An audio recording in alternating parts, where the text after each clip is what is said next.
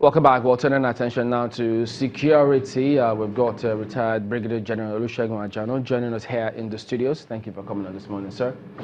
Well, yes, the country does have some security challenges. To it, we've seen responses. Southeast governors, Southwest governors, setting up forestry guards, forest guards. The police themselves have announced that they intend to recruit, 40,000 special constables. That's what they call them. But if you look at all of these actions in one complex whole, do you think that that addresses the concerns that Nigerians have about security? Yes, to some extent. One would say, given the setup in our constitution, we have a centrally controlled police force.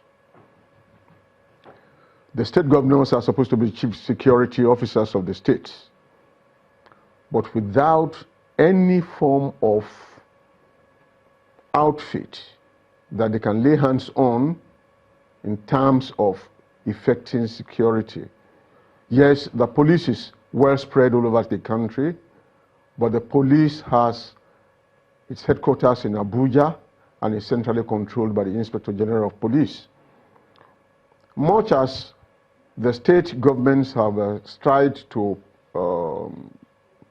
ensure that the police commissioner is part of the state executive council for these security purposes, when it comes to strictly giving instructions, the state governor may not be obeyed by a state commissioner of police.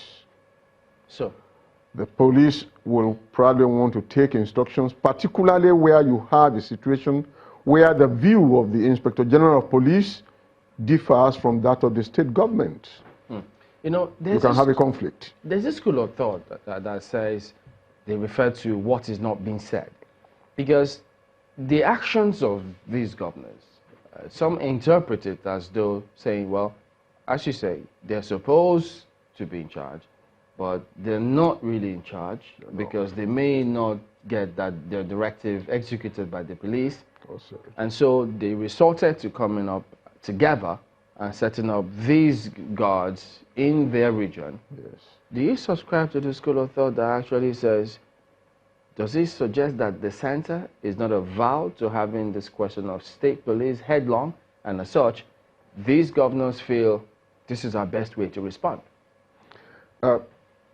In the first place, let me put one thing at rest. The political arrangement we have at the moment is such that the president has been fair to everybody. There is no state governor that has been alienated. No. Any state governor can get up any day, any time, and approach the seat of power, and he gets audience. But you just said, yes, the governors may not, the police, the commissioner of police, no, you see, may not take instruction. They have to go to the IGP. No, I don't mean it that way. What I mean is that if the directive of the Inspector General of Police is contrary to that of the governor, the Commissioner of Police will obey the IG. That's his calling. In terms of hierarchy, it is the Inspector General of Police that gives instruction. And where you have that political problem of a view running contrary to that of that is held at the center, what do you say? So that is the problem. That is the problem, really. You see, the problem we want to address at the moment is internal security problems. It is the police that is chiefly going to be responsible for that. Where the anxiety, the push, the initiative of the state governor is contrary or even faster than that of the Inspector General of Police, who is far removed. It's in Abuja. You are going to have conflict. You see, as much as possible, the state governors, the president have been managing this situation. But there is no doubt about the fact that where things run slightly contrary, even just slightly contrary, there can be conflict. This is an attempt, sir. Sorry to butt in. This is an attempt by the governors, Southeast, Southwest, to try to manage the conflicts in the different communities, that they have been having. Do you think that this measure being taken by the governors, do you think it's been able to identify the root cause or causes of the real security challenges? Because the people in these same communities have been living like that for a long time. You see, it has been a lingering problem. Don't forget, the last government in Lagos, government of Governor Akinwumi Ambode, set up what we call Neighborhood Watch. What is Neighborhood Watch? What is Neighborhood Watch? They spent a lot of money, catered them, gave them vehicles and so on. What is it? What is it all about? It is these same internal security problems. And in fact, it was after the establishment of that Neighborhood Watch that we have a sharp drop in armed robbery in Lagos. For quite some time now, take it or leave it, we are all living in Lagos, armed robbery has gone down. You see, there is collaboration. It is not a it's not a separate organization contrary to the police. No. We need to understand it. There is no state governor would dare set up anything that is supposed to fight the outfit of set up by the federal government. No. If I could follow up that. There is that. What do you think is going to happen then? Because now that the police is saying they're going to set up they're going to employ 40,000 people who will be special constables for community policing, and then they intend to perform low risk and non-sensitive matters duties at the time that the Southeast and the Southwest governors are announcing they're going to have their forest guards. So isn't it the same function that Neighborhood Watch is going to perform, that these special constables will eventually perform? That's right. You see, one thing, in the first place, I do not know the brief of the Neighborhood Watch. I'm not aware of it. I don't know what they were supposed to do. But what I notice is what I'm telling you. Armed robbery went down in Lagos. How they did it, in collaboration with the police, I don't know. I saw it at the beginning when, what do they call him, this fellow that was killing people with sledgehammers and stones in Ikorodu. Imohimi Edgar was then the commissioner of police in Lagos. With the Bado boys or something like that? You see, with the cooperation of all these Neighborhood Watch and the rest of it, he was able to get to the root of it, and he was able to get them out. You see, none of them would have functioned properly without the cooperation of the police. The police is on the ground. It is their job. But are they enough? Can they be everywhere? That is the problem. So this lacuna is there, and that is what the state governments are trying to address. None of them would attempt, I'm saying it, none of them would attempt to set up any outfit that runs contrary in terms of briefing, in terms of instructions, in terms of anything in opposition to the police. They won't do that. Now, I think the success of some of these interventions would largely depend on how well they can work with previously existing, models or structures. Like now you explained the structure. I'd like to recap. You said the Commissioner of Police, for example, reports to the Inspector General, who reports to the President. And then you also said that governors, according to you, have access to the President. Now that's a model, and you said that there's probably some challenge with that. You mentioned you were going to say that, okay, this is something we need to look into. So this intervention is coming in. There's already that structure. So how do we marry them such that it works well? There should be no problem in marrying them. If you set up a body that helps to identify the headache you're having, what is wrong in that? Nothing. Particularly so when you are not asking the central authority to fund it. You're funding this from your own resources.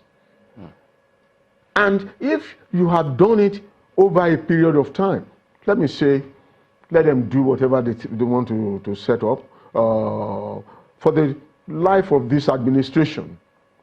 And everything quietens down, no more farmer-herdsman conflict. Before it happens, it is pinpointed and it is addressed. What's wrong in that? You know, the other aspect of this, if I could jump in, is that now you say the governors will fund this when they set it up. Yes. It is the same governors who were somehow funding the police in their states, the police command in their states, donating and doing all those things.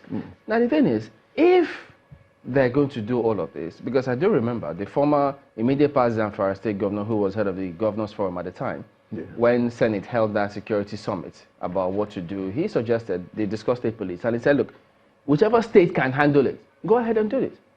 But so if these states who are spread thin with their resources are now funding these ones, it means that there's every likelihood that funding that will go to the police command will drop.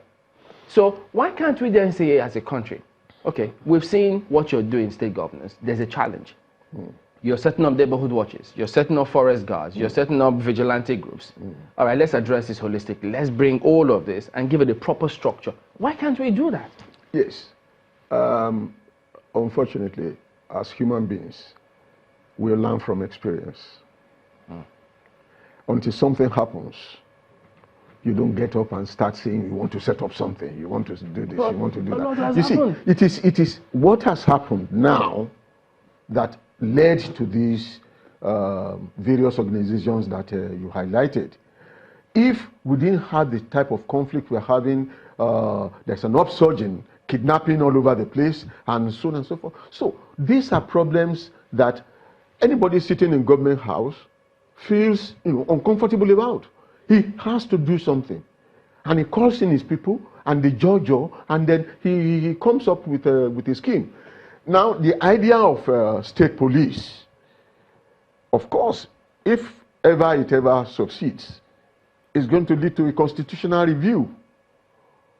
That is the issue. In terms of funding, you see, whatever the state governments are doing now to the state police commands, it's like they, it's like they fueled by the fact that they want the police to address certain issues. Armed robbery in Lagos, the Lagos state government gave a retinue of about 20, 30 vehicles to the state command. Yeah, General, I know you're not a politician, but you see, but chiefly, the police is supposed to be funded and equipped by the central government. Give us your impression of this matter, because look, it's good, the governors have to do what they have to do to secure lives and property. That's why they're elected in the first place. But why is it that they have their members in the National Assembly, all of them?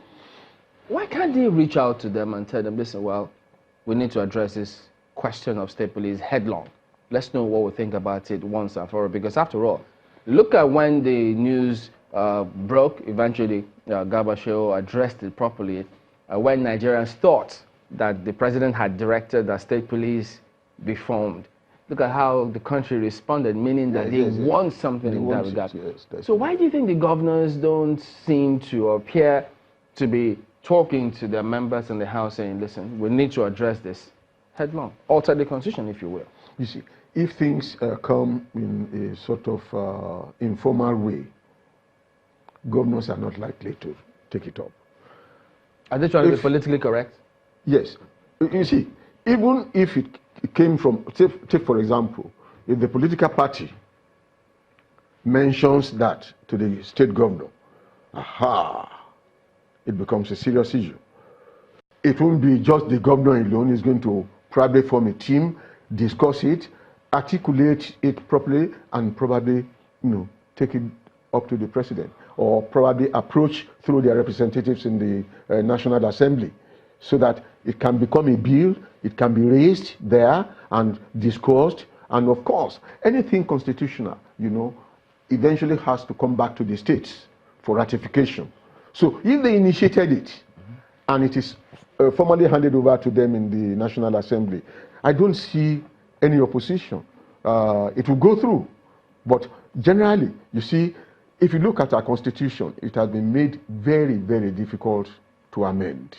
And it is deliberate. It is deliberate. But the process, the procedure is there. Yeah. The procedure is there. If you feel strongly about anything, even as an individual, you can properly put it on paper, you know, with good argument, and then you forward it to your representative in the National Assembly. If he sees that it is reasonable, he can, you know, put it into a bill and raise it in the National Assembly. There's nothing wrong. I don't know. Yes. I don't know how. Well, this is something else in the Constitution. There is this provision that we don't usually hear much from. Third Schedule L says that the Nigeria Police Council shall comprise the president, the governors of every state in Nigeria, chairman of the police council, IG, and all of that. One of the functions, organization and administration of the Nigeria Police Force, and other matters relating thereto.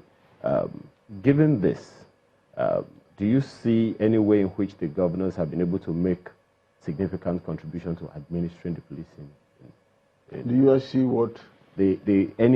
Given this provision of the Constitution, do you think the governors have had enough teeth in, or say, in the way the police is administered?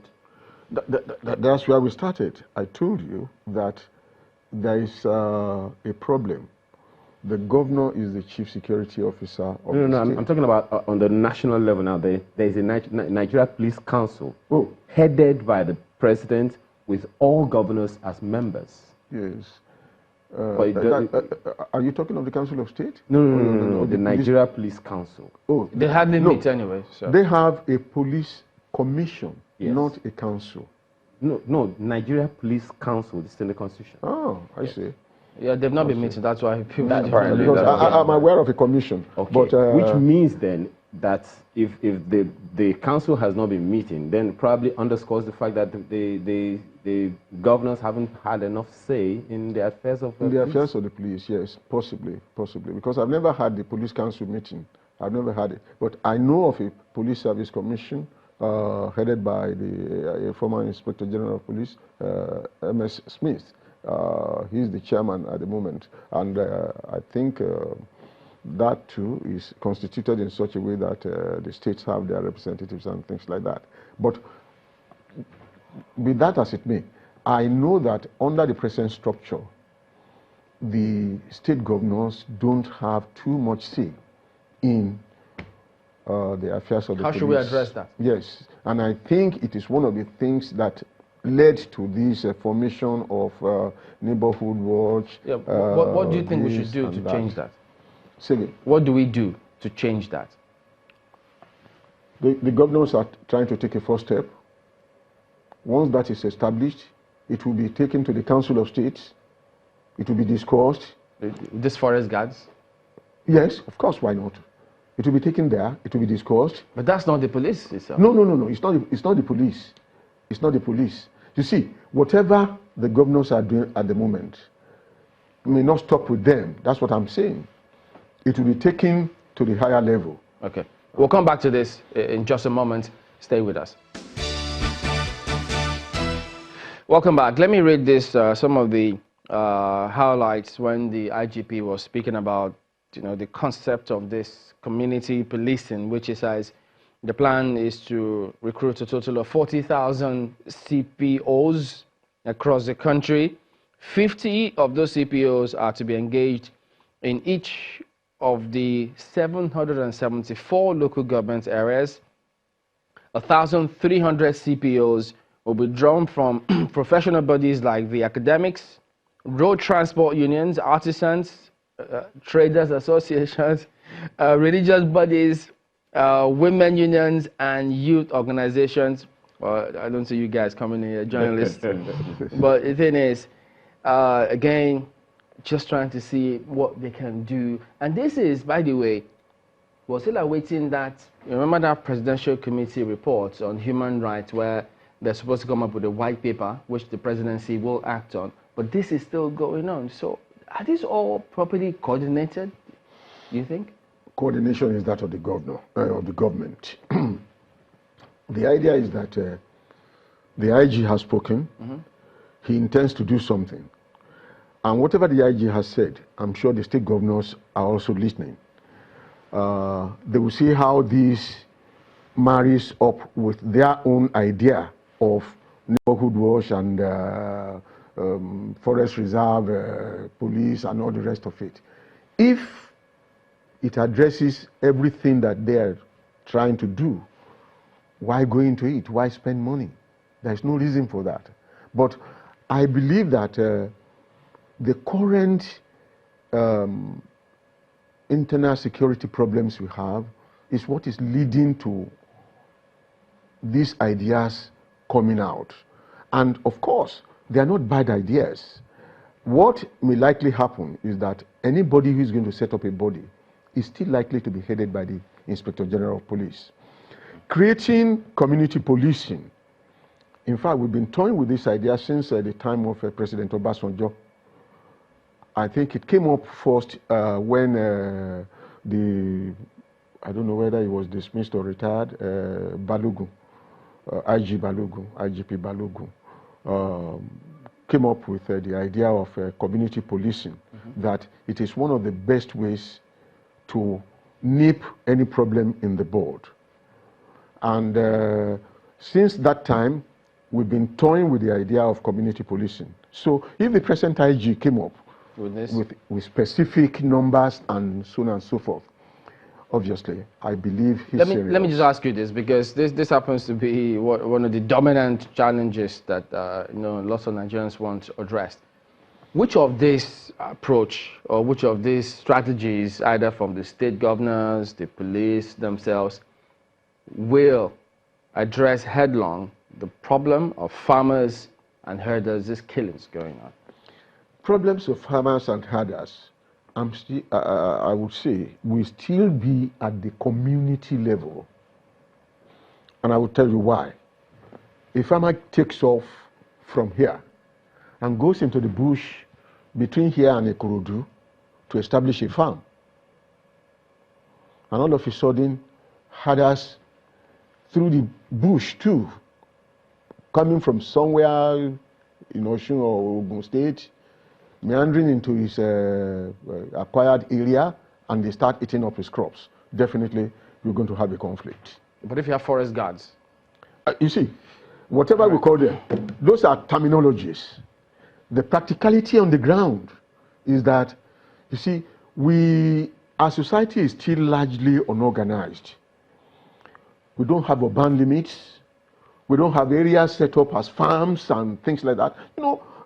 There are these loose areas that makes it fairly difficult. There goes the hinterland. To All right, so that's where we'll have to let it go today. Okay. We've been speaking with retired Brigadier General Olusegun Ajano. Thank you very much for coming on. Well, that is it today. Thank you for watching. I'm Chamberlain Uso. I'm Kayode Okikiolu. I am Akile. Good morning. And I'm Maupe Ogun Yusuf. Do have a lovely day. The views and opinions expressed by guests on this program are those of the maker and do not reflect the views, opinions, and endorsement of Channels Television.